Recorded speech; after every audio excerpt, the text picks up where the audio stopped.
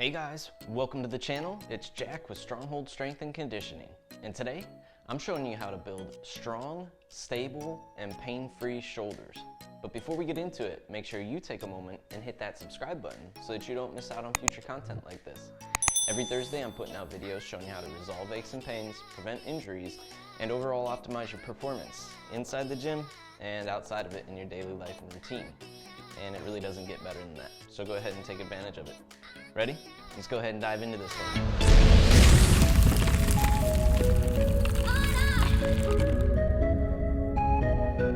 Alright guys, the topic of the day, how to build strong, stable, and pain-free shoulders. Now, what we're looking at today is specific strengthening and stability exercises for the shoulder in general to help you restore the overall health of the shoulder. But this is not touching on any of the actual mobility type work or restoring range of motion and flexibility, that type of work at the shoulder that might be done. It is simply the strength portion of the overall mobility, that stability portion. If you want something to help you with your overall mobility, take advantage of my 7-day mobility training challenge. That's linked down below in the description. It's a small mini course, 15-minute sessions, no equipment necessary, and you can jump into that and get started today. It'll help you identify those missing ranges of motion and flexibility and give you a little bit of guidelines as far as how mobility training goes to progress forward with. So take advantage of that. That will help you look a little bit more at the mobility piece itself. But today, again, it is all about strength and control around the shoulder that we're doing.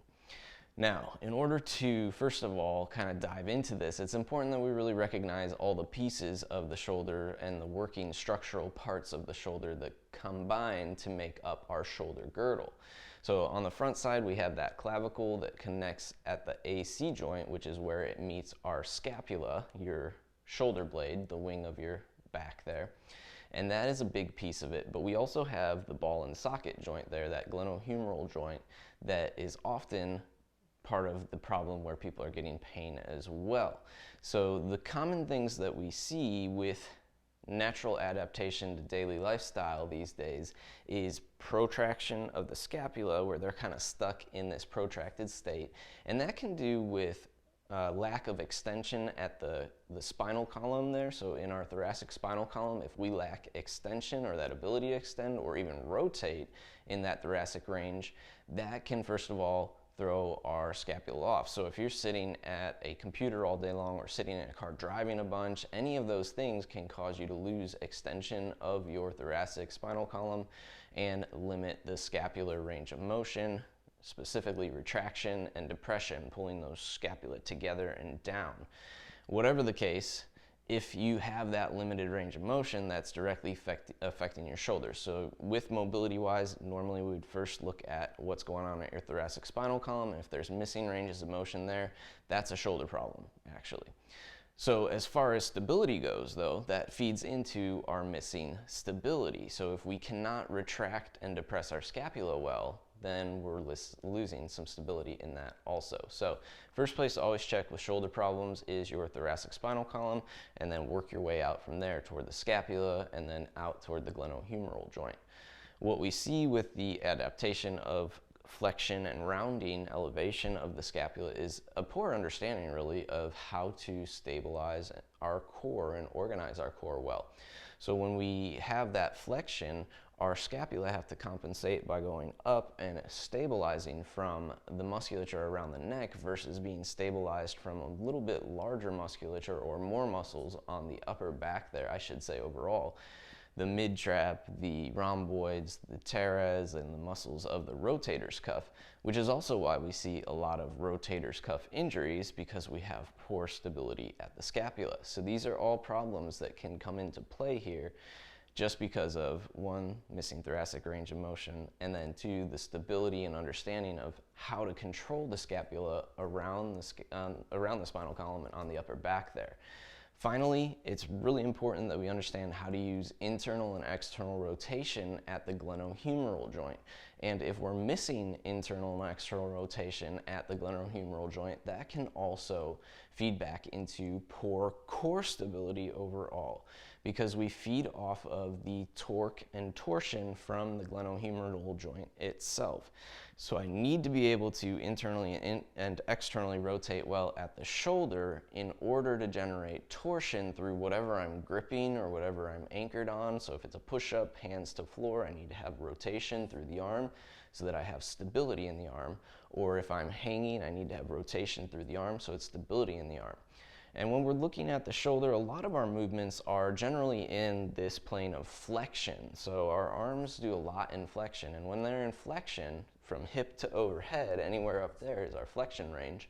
That's a large range of motion that needs to be stabilized through external rotation, which a lot of us don't understand what that looks like. So that's what we're going to be showing you today is, one, I'm going to be showing you how to, first of all, strengthen the scapula and really move the scapula in a way that stabilizes them through the majority of the movements that we're going to do. And then we're also going to look at how to strengthen our internal and external rotation so that all this can eventually transfer into our main movements that we do. So these are the basic foundational things that we need to have in place to really help build overall a strong core that stabilizes bigger functional movements like squats, hinges, lunges, push-pulls, and carries, that type of thing. So without further ado, let's start to dive into these exercises and take a look at it. All right, guys, we're starting with basic strengthening around the scapula here, specifically focusing on retraction and depression of the scapula. Now, this is a pretty simple setup, but it can show us a lot as far as if there's any faults in your shoulder positioning here. So keep the glutes engaged, keep the abs engaged, the quads are engaged, so we have a nice firm lower body and good positioning. And as you drive those elbows into the floor, you should feel the shoulder blades hug the spinal column, even pick the upper back up off the floor, and that is where we really want to build a nice strength for about 5 seconds on the flex and then release with each rep. The fault that you might find here is if your chest caves and collapses where the pec meets the anterior deltoid. You'll notice mine is actually sticking out as we go up, and that is what we want to see here. Now we can progress this a little bit as we focus on getting a good position here. Again, tight glutes, shoulder blades rolled down and back. Now working for external rotation of the shoulder. And the real test here is, are we able to get the back of the forearm, the back of the wrist to the floor? A lot of individuals here, as they reach for the floor, will feel their back of their knuckles on the hand reaching for the floor, and that's what they can touch. But that's not true external rotation of the shoulder. That's called compensating from your wrist. So we want to get the full forearm flat to the floor and think about touching the back of the wrist to the floor. What you should feel engaging here is the back of the armpit, the back of the shoulder as you rotate back and into the rib cage even a little bit. So this is where we're looking at that underside of the arm is engaging to create external rotation. Again, external rotation is most functional through flexion and abduction of the arms. As you get a little bit more proficient at this, you can do it from a squatting position or just a standing position against the wall as well. If you're standing, you want your heels up against the wall, butt against the wall, and head and upper back against the wall. But once again, if we can get those forearms to the wall and externally rotate effectively, then we can start to add wall slides to it. So now I'm trying to see if I can keep my forearm against the wall as I fully extend the arm overhead, and then how low can I actually draw the elbows to my ribs as I keep that forearm sliding against the wall, moving in that direction. I like the squat position. This helps stabilize a good postural reset if you do any squatting, and this is a nice way to practice that as you get a little bit stronger here. Now, we can start to add in some resistance here. Once again, I'm going supinated position from the floor and strengthening our external rotation with a longer leveler. So I'm trying to keep my arm fully extended here. I'm externally rotating so that my palms are up toward the ceiling, and I'm moving through a full range of motion of flexion while I keep that band the same distance apart throughout that flexion range here. So I should feel a lot going on my triceps. I should feel a lot going on at the back of the armpit again, into the rib cage, just under the armpit there. those are all stabilizing me in this movement here. And of course, adjust appropriately the band resistance to allow yourself to hold that distance until it gets a little bit easier and you can control it a little bit better through that range of motion. Once again, my scapula are my anchor here though, so I'm not moving my scapula at all. I'm moving my glenohumeral joint to create this movement while maintaining that external rotation, with thumbs to floor at the very top position and palms to ceiling in the bottom position here. So this is a great one to really begin to strengthen and stabilize those shoulders and teach yourself how to isolate out from the scapular movement and the glenohumeral joint movement. Now, to make it a little bit harder, take it to a standing position and see if you can recreate the same exercise with a nice stable base. So 3 points of contact from the feet, the first metatarsal, the fifth metatarsal, and your heel. So we have a tripod foot on each.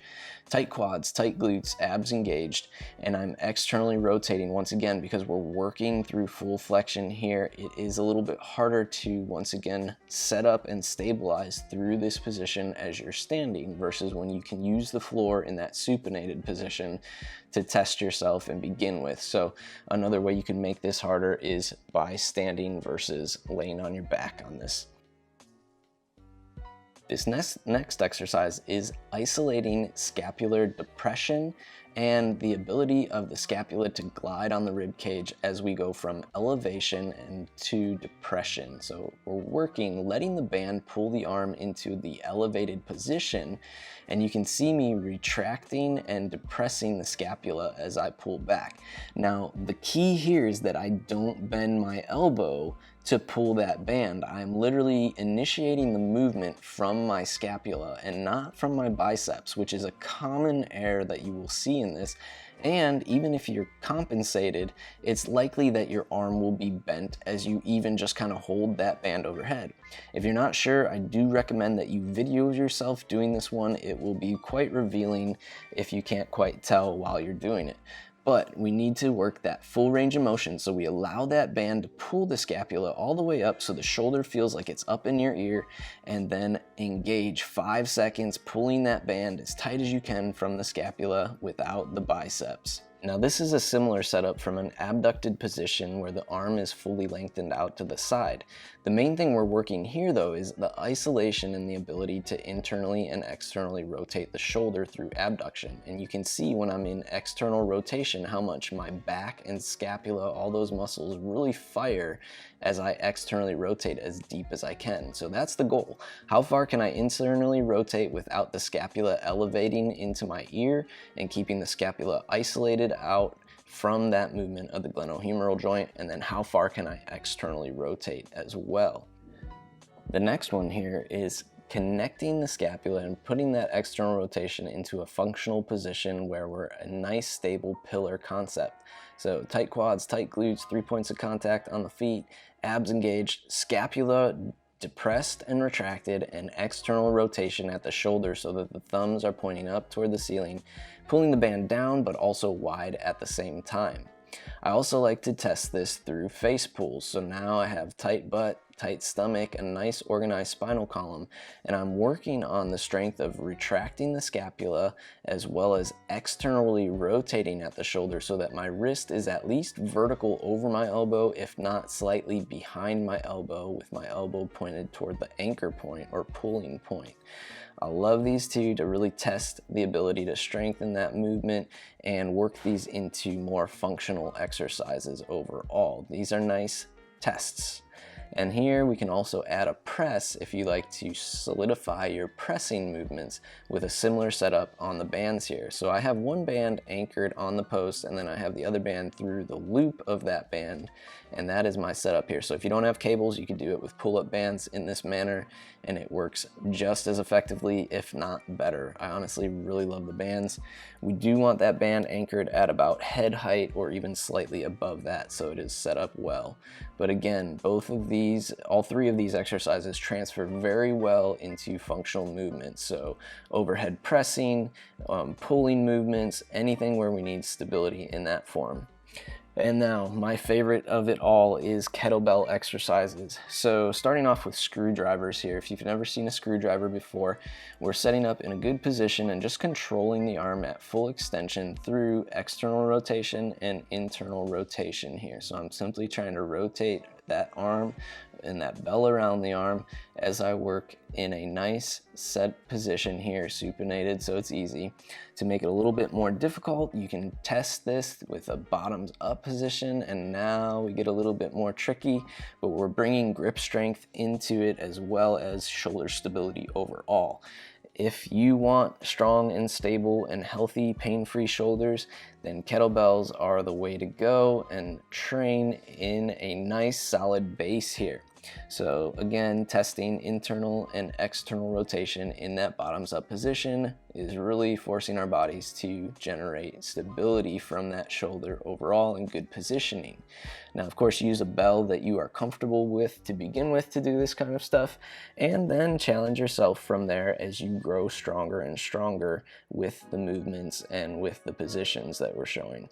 We can also do bottoms up pressing. Here I'm showing a version of a bench press or a floor press, and you can also do a strict press, a standing overhead military press, that kind of version of bottoms up pressing. The nice thing about it is that you do not load anywhere near what your max is probably, but it will be 10 times as challenging and kick your butt. I also like arm bar positions with the kettlebell. So here I'm rotating into that arm bar position. The beauty of it is we're working thoracic rotation at the same time as we're working scapular stability here. Now, a little bit more modified way, instead of both legs fully extended there, is rotating over and keeping that knee bent as you work. So you don't have to go fully over. This is a full range of motion kettlebell arm bar, but you can also do it shortened up with that knee bent to make it a little bit more accommodating. And again, we're using a regular grip on the bell here. We can do it in the bottoms up position here, as I'm going to show in a second. And every time we do that, we're testing the stability a little bit more.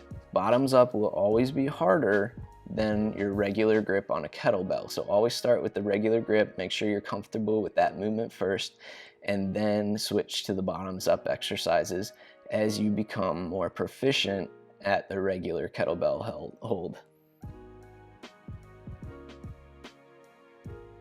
Kettlebell halos are another favorite exercise of mine, not only for core strength, but also that scapular stability and shoulder health. So we're really testing our ability to move around our spinal column with our shoulders. So our scapula have to be down and back the whole time, engaging the upper back, connecting to the core.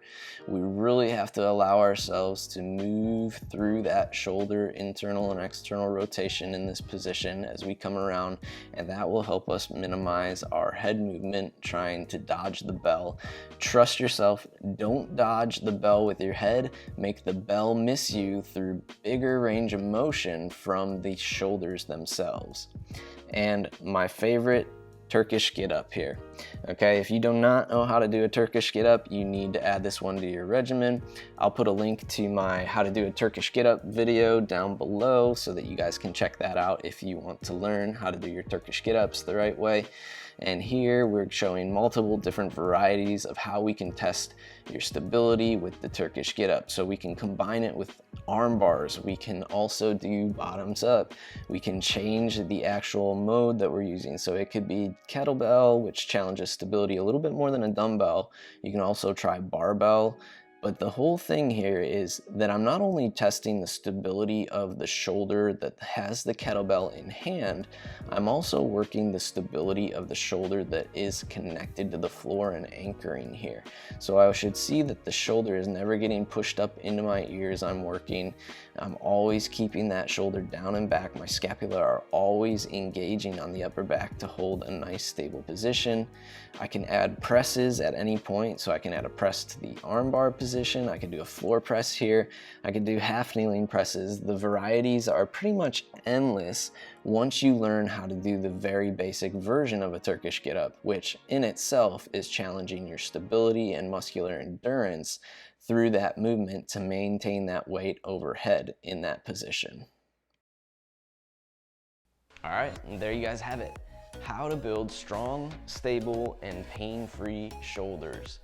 Start with the thoracic spinal column, make sure that mobility is there.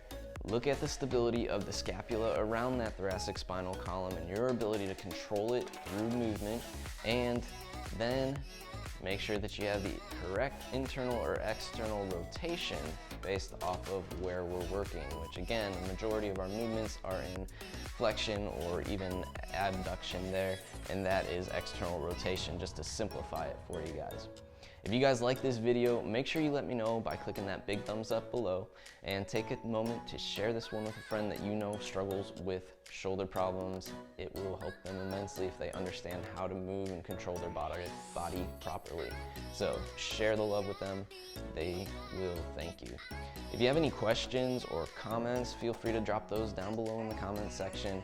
And if you have not already, be sure to take advantage of my 7-day mobility training challenge, where you'll take a look at your body from head to toe again. 15-minute sessions, no equipment necessary, looking at where's their missing range of motion, where's their missing flexibility, and even the control and stability around the joints. And how can we start to move forward with a miniature systematic approach to improving your mobility overall. And that is linked down below in the description, so feel free to jump on it and get started today. And last but not least, if you have not already, make sure you take a moment and hit that subscribe button so that you don't miss out on future content like this. Every Thursday I put out videos showing you how to resolve the aches and pains, prevent injuries, and overall optimize your performance inside the gym and outside of it in the daily life. Doesn't get much cooler than that, so jump on it. Welcome to the Stronghold Army. I'll see you guys next week.